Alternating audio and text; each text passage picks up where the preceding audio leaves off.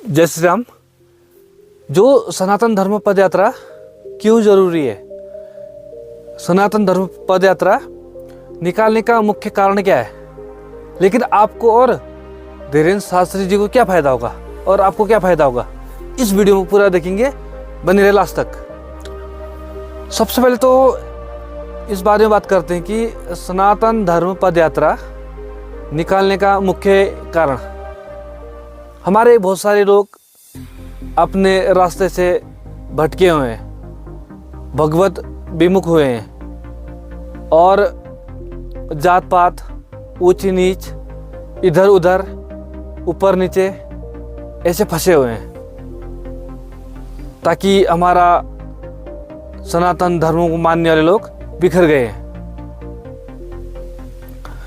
आज हम भले कोई भी इस्लामिक कंट्री में क्या हो रहा होगा वो बात अलग है, लेकिन जो हमारे भारत में जितने भी इस्लामिक लोग रहते हैं, सभी नहीं, कुछ छोड़ के ज़्यादातर हमें काफिर मानते हैं, ज़्यादातर वो एकजुट हुए हैं। लेकिन उनमें जो अच्छे पढ़े लिखे लोग हैं, जो जिहादी मानसिकता का नहीं है, वो सनातन धर्म को अपना आदर्श मानते हैं, अपने पूर्वज मानते हैं। चलिए रहिए, ये तो उनकी बात रही, छोड़ो उनको छोड़ के मैं आज पदयात्रा की बात करता हूँ और इस बारे में बात करते कि आपको और हमको क्या फ़ायदा होगा जो सनातन धर्म पदयात्रा में। आपको और हमको ये फ़ायदा होगा कि जब कोई भी व्यक्ति एकजुट होता है ना, आपके ऊपर और हमारे ऊपर हमला करना या नीचा दिखाना या हमारे अपमान करना या अपमानजनक बातें करना या भले पॉलिटिकल हो या नॉर्मल लोग हो, कोई भी बात करने से पहले सोचेगा।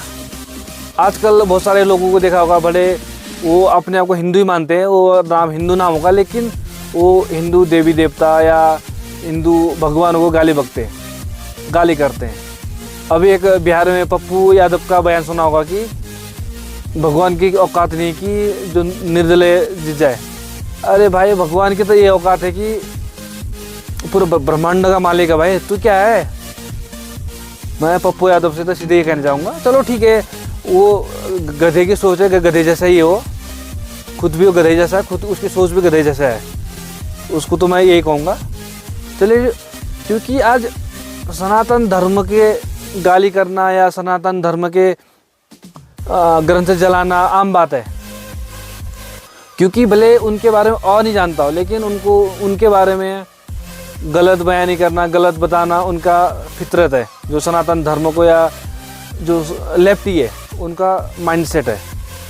दूसरी चीज़ ये है कि पदयात्रा निकालना, जितने भी भूले भटके लोग हैं वो शामिल हो जाएंगे, फिर से धर्म के रास्ते पे चलेंगे।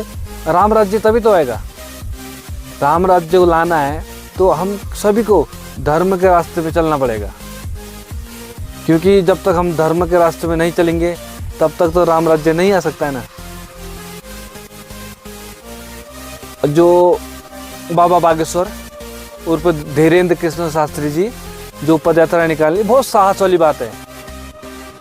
भगवान नारायण बोलते हैं कि कोई भी जो क्रांतिकारी होता है ना, शुरू में अकेला होता है, लेकिन जब उसकी विचार और उसका सोच धीरे धीरे आगे बढ़ता है, उसी विचार के साथ सब लोग चलते हैं और उसी विचार के साथ साथ वो तो स्वयं होते हैं, उनका विचार भी होता है और उनका विचार को सहमत करके लाखों करोड़ों लोग जुड़ते हैं, तब बनता है सनातन राष्ट्र, हिंदू राष्ट्र।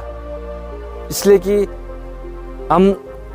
आपका हमारा फायदा ये कि जब सनातन राष्ट्र बन जाएगा कि आपकी और आपके हमारे भगवानों का और हमारे शास्त्रों के खिलाफ कोई बोलने की किसी की हिम्मत नहीं होगी। आज जिसको आप माँ कहते हो, जिसको आप पूछते हो, जिसके लिए पूछते हो, जिसके लिए 24 कोटि देवी देवता, 33 कोटि देवी देवता जिस गाय में निवास करते हो, उसको काट के खाते हैं। और कुछ लोग कहेंगे कि यार भगवान बचा सकता है, लेकिन भाई एक बार हर काम भगवान थोड़ा ना करेंगे।